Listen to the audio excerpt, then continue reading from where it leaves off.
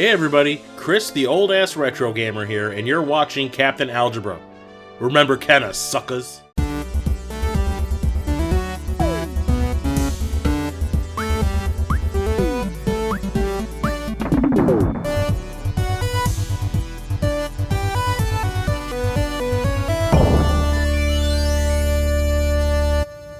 Hey everybody, Captain Algebra here, and I'm back with a Genesis collection update. It's been a while since I did one of these. I don't think I've done one since Midwest Gaming Classic. Maybe I did one since then. I don't remember. But this is my June update. So as usual, we're going to start with anything that I had loose that I now have complete. And I got Truxton, finally complete. This is from Dyer51, a good member of the community. He reached out to me, asked if I had it. I said I had it loose, but needed it complete. And so he gave me a nice deal on it. So glad to add that to the collection. So I do have a loose copy of that I will be getting rid of. So if you're interested in Truxton, you let me know. And then all this stuff came from a couple game stores and then a couple friends. So I'm going to go run through a couple sports games real quick. So every once in a while, I look at Video Game Cavern, which is in South Carolina, Trading Games in Missouri, and what was the other one? Retro Raven in Macon, Georgia. And I just look at what Genesis games they have. I don't love buying them online because I can't see the condition. Sometimes there's pictures, sometimes there's not, so it's kind of a crapshoot. But I've had pretty good luck going with these stores, and they're usually pretty good prices. So we've got Hardball 95, which I believe I'm only like 1 or 2 games away from having that subset complete. We've got Tony La Russa Baseball. I always forgot I didn't have this because I have Tommy Lasorda Baseball. I got them confused, but now we got Tony La Russa. And I got FIFA Soccer 96. And last sport game, World Class Leaderboard Golf. All right, so we're going to jump into these. Next few are also still from those 3 stores. I don't remember what I got from where, but some more interesting games. First of all, we've got Ferrari Grand Prix Challenge. So this is obviously a racing game where you're in an F1 car. It plays okay. It's kind of cool. You can pick what engine you want and the tires and suspension and stuff like that and change it as you go, which you'll obviously want to change depending on the course, which is pretty cool. So there's a lot that goes into it, but I haven't played it too much. And then one game I really have been wanting for a while, Championship ProAm. So those of you that don't know, this is RC ProAm, but on the Genesis. And I always wanted this game because I was like, oh, I love RC ProAm, but the Genesis version has got to be better, right? No. At least in the 10 minutes that I played it, capturing footage, for some reason it just seemed harder than the NES version. I'm sure I just need to play it a little bit more, but I mean, it's still cool that it's on the Genesis, and I love the cover art. But so far from what I've played, the NES RC Pro-Am is better. And then, let's see, last week in Memorial Day weekend, we always go to Door County with my wife's parents. And on the way back, I like to stop at a game store, Press Start Games in Appleton, Wisconsin. I did want to stop at Game Trade in De Pere. Unfortunately, they're closed on Sundays when we head home. So I didn't get to go there because they just opened up, they kind of expanded their store, so I wanted to check it out. But they'll have to wait till later this summer. But I picked up a couple games there. First of all, we've got Bubsy 2. I know Bubsy gets a lot of flack, but from the little I've played of the series, I always kind of enjoyed it. I think I played Bubsy 1 more as a kid. I think it was like on my uncle's Sega channel, and so I played that. But it's an okay platformer, nothing too great. I think the biggest thing it suffers from so far from when I've played it is you can't really see what's coming. Like the screen is a little too zoomed in, which is kind of annoying, but it is what it is. And then the other game I got was Awesome Possum Kicks Dr. Machino's Butt. So this is another platformer. You know, back in the day when every console had to have a ton of different animal mascots. And I completely forgot that this game was all about like cleaning up the world and recycling. So you're going through the stages and you're collecting like tin cans and soda bottles and stuff like that you're going to recycle. And I think every 50 or 100 you get an extra life. But it actually seems better than Bubsy 2. I know I've only played the first level, but it seemed pretty solid. There was a bonus level you got to play afterwards where you get to collect more recyclables. So yeah, it's interesting. Haven't really heard too much about it, but I've liked the little bit I've played. Next up, we've got a stack of games from Chris, the old-ass retro gamer. So whenever he goes to the game stores, he'll usually send me pictures of the Genesis stuff, see if there's anything I want or need. And so he saw, I said I needed a few, pretty much only ones that were complete. First of all, we've got Speedball 2. So this game really reminds me of Bill Lambier's Basketball on the Super Nintendo. But from what I've played, Bill Lambier's is better, which is weird because that game is not good. Which tells you a little bit about this game. Now, granted, I need to play it more. This is 5 minutes of me capturing footage and testing that the game works. But yeah, it's basically a top-down. You're trying to score on the other opponent's goal.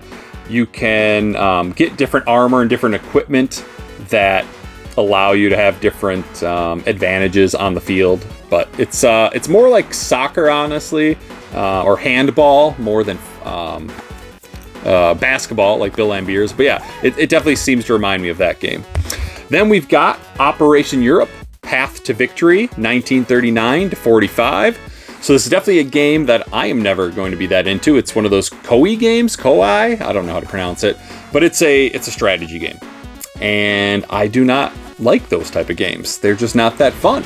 I mean, it's kind of cool that you can command Allied or Axis forces. You relive 6 historical World War II battles. But yeah, it's just not really my kind of game. Then we got California Games, which I didn't even know was on the Genesis. I have the NES version. But you know, it's got surfing and skateboarding, BMX riding. I think, was it the one that had hacky sack? Yeah, it calls it footbag, but it's hacky sack. So cool to add that to the collection.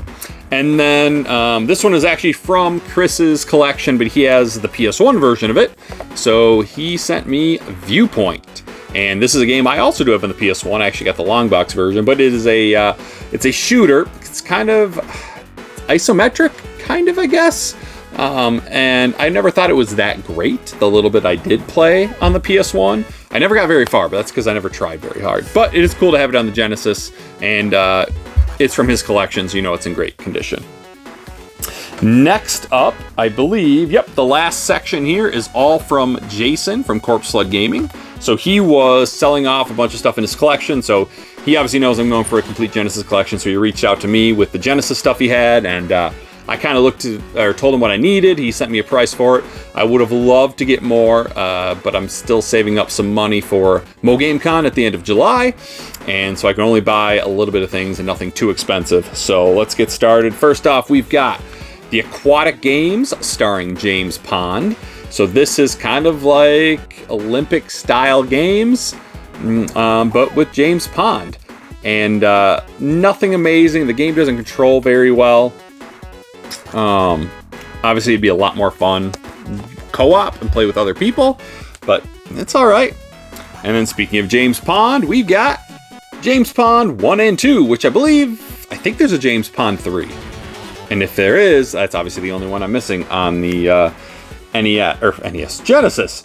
So these are kind of they're two different games. I remember that. James Pond is more about, the first one is being about like underwater and stuff and doing different things there. I can't really remember. It's been a couple weeks since I recorded gameplay footage. But James Pond 2 is called Codename Robocod. So you like are part robot and you can like extend yourself up to reach higher places and then bring yourself up. So it's kind of an interesting platformer in that way. So yeah, it's interesting.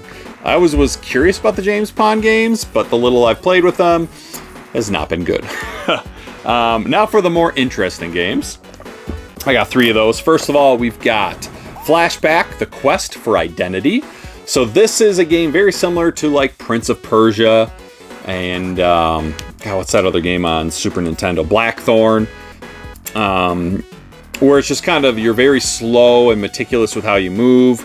But basically, you've got to find your way off this planet, I think, if I remember correctly. I don't know. I only played it for about 10 minutes, and I could not figure out where to go. So it's a game I got to spend more time with. But I feel like I've heard good things about Flashback, so I just got to get into it. Then we got a game I've really wanted for a while, Target Earth. So this is a kind of a run-and-gun shooter where you play as cyborgs. Cyborgs are attacking the Earth. and you have to take care of them. You're Rex. So yeah, you're an assault suit. You're kind of like a mech too, a cyborg. So it seems all right, but you've got limited ammo, and so far I have not gotten very far because I run out of ammo, and then I can't destroy anything. So that seems like a problem. So I got to figure that out. And last game I grabbed was Wonder Boy in Monster World. So big fan of the Wonder Boy series. There's some really good games. Obviously the original Wonder Boy, which was more like Adventure Island, or I should say Adventure Island was like Wonder Boy. And then you got the Master System Wonder Boy games, which I'm not a fan of because I rage quit playing one of them on stream because the dang controller wasn't working well. But I have played, was it Wonder Boy in Monster World? The PS4 game, which I want to say, I could be wrong, so don't get mad if I'm wrong, but no, maybe it's not. I thought that game was kind of like a remake of this game, but I could be completely wrong. But anyways, it's a side-scrolling action game. You get different weapons, you can upgrade your health, you get different special abilities, magical abilities as you go that you can buy. You can buy different armor sets and stuff. So this game is definitely more interesting than the game that I played on the Master System, which I can't remember what it was. But yeah, there you go. Those are the games I added to the Genesis collection since Midwest Gaming Classic, which puts my grand total at 451 Genesis games. Holy crap, I cannot believe I am over 450 now. So definitely getting a lot closer to the end. I mean, we still have a ton to go. Like I said, there's around 700. So that puts me at around 250-ish that I need. But I have at this point now made a list of just the games I need. I used to just have a list of the games I already had. But now since I have more games than what I need, I made that list. So I'm going to get that out because I know a lot of people ask me all the time, what games do you need? So it'll just be easiest if I can just send you a list and be like, hey, this is the games I need. Including games that I need box for or box and manual or just the manual, because obviously we want these all complete. But yeah, it's been fun so far, enjoying this. Looking forward to Mo Game Con at the end of July to add some more games to this Genesis collection. But appreciate everyone for watching. Till next time, this is Captain Algebra, signing off.